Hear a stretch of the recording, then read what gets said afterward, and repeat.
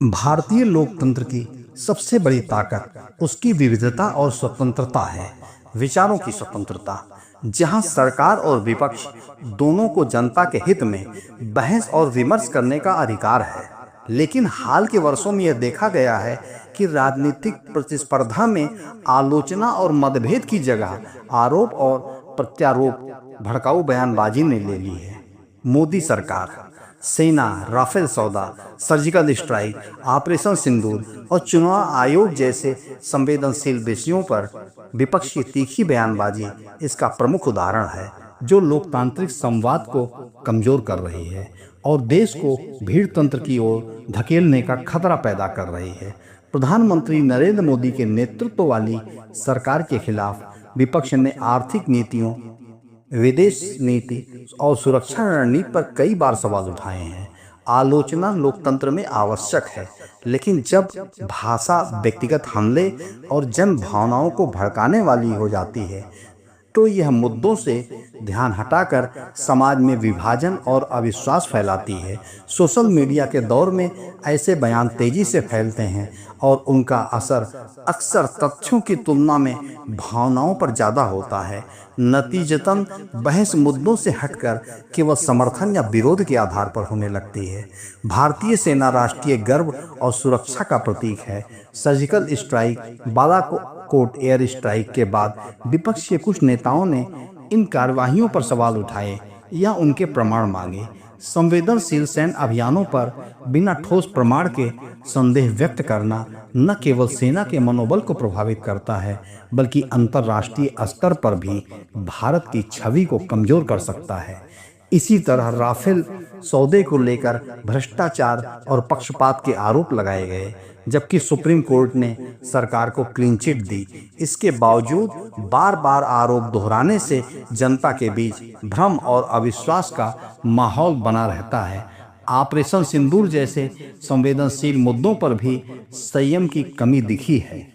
राष्ट्रीय सुरक्षा से जुड़े मामलों में जब राजनीतिक बयान तथ्यों से हटकर दिए जाते हैं तो वे न केवल जांच की प्रक्रिया में बाधा डालते हैं, बल्कि सुरक्षा तंत्र की साख पर भी असर डालते हैं।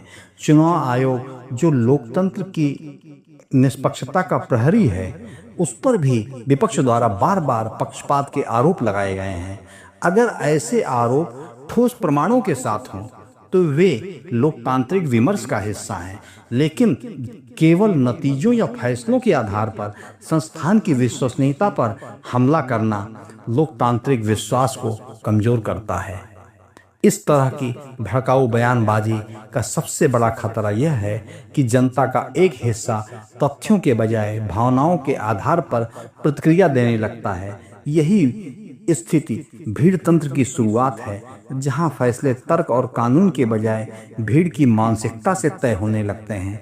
सोशल मीडिया ने इस खतरे को और बढ़ा दिया है, क्योंकि यहां अधूरी या गलत जानकारी तेजी से फैलती है और उत्तेजना को बढ़ाती है। लोकतंत्र में विपक्ष का कर्तव्य है कि वह सरकार की गलतियों को उजागर करे, लेकिन यह काम तथ्यों और प्रमाणों के साथ होना चाहिए। सरकार की जिम्मेदारी है कि वह विपक्ष के सवालों का जवाब पारदर्शिता से दे, न कि उन्हें देशद्रोही या विरोधी खेमे में धकेलकर संवाद को समाप्त करे।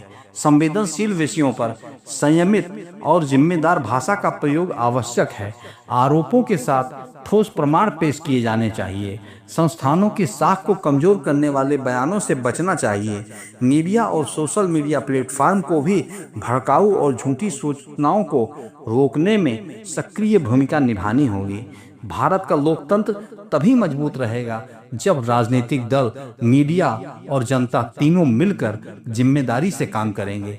अगर विपक्ष और सत्ता पक्ष दोनों ही तथ्यों और संयम पर आधारित संवाद को प्राथमिकता दें और जनता भी भावनाओं की बजाय तर्क और प्रमाण पर भरोसा करे, तो न केवल लोकतांत्रिक मूल्यों की रक्षा होगी, बल्कि भीड़ तंत्र जैसी प्रवृत्तियों से भी बचा जा सकेगा। अन्यथा संवेदनशील मुद्दों पर बार बार की जा रही भड़काऊ बयानबाजी हमें उस दिशा में ढकेल सकती है जहां कानून और संविधान की जगह भीड़ का शोर तय करेगा कि देश कैसे चलेगा। यह स्थिति भारत के लोकतांत्रिक भविष्य के लिए सबसे बड़ा खतरा बन सकती है। वैश्विक परिदृश्य में जिस तरह उथल पुथल दिख रही है, भारत भी कई प्रकार की चुनौतियों का सामना कर रहा है। ऐसी परिस्थिति में बहुत ही सावधानी व सतर्कता की आवश्यकता है। यह भी ध्यान रखना जरूरी है कि संविधान के दायरे में ही विरोध होना चाहिए, क्योंकि संविधान जो है हमारा, वो लोकतंत्र का हामी तो है, किंतु भीड़ तंत्र का कभी समर्थन नहीं करता है। राफेल, चौकीदार चोर, वोट चोरी, वोट डकैती, मौत के सौदागर, सरेंडर मोदी जैसे विपक्ष के आक्रोशित बोल वह सभी संवैधानिक संस्थाओं के प्रति घोर अविश्वास की पराकाष्ठा संकेत दे रही है कि यह लोग लोकतंत्र को बचाने की मुहिम चलाते चलाते देश को भीड़तंत्र के हवाले न कर दें। इस स्थिति से बचाने के लिए संतुलित चिंतन व देशभक्ति की भावना के आलोक में त्वरित समाधान जरूरी है।